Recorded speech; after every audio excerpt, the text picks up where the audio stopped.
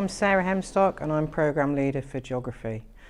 So I first visited Tuvalu in 2003. Tuvalu is a very tiny nation state with between 10,500 to 12,000 people living there. So it represents 26 square kilometres of land spread over 1 million square kilometres of ocean. So it's got an enormous economic zone in the Pacific, but a very tiny nation in terms of land and population.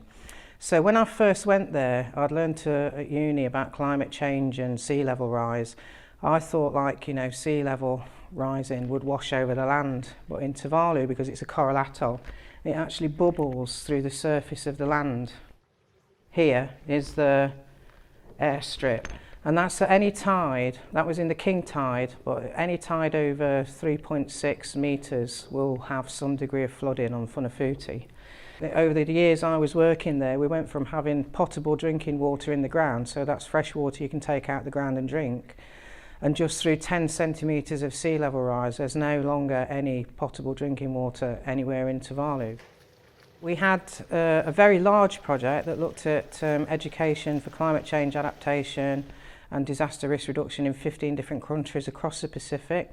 The basic finding from interviewing people in countries that they wanted a qualification that is recognisable internationally. So one of the things we did there was look at disaster risk reduction and climate change adaptation and called it resilience. And we found that they wanted the formal training aspect so that their qualifications would be recognised by the agencies that then come in after a disaster to help. I'll be talking about how education has a massive role to play in responses to climate change, and how people in the Pacific view climate change as a slow-acting disaster.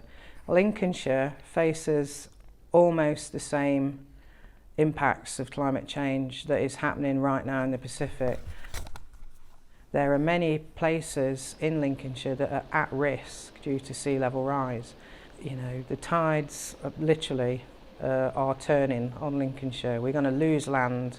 It's going to be a battle that will hopefully be fought and won, but in most cases we're going to have to let nature take its course.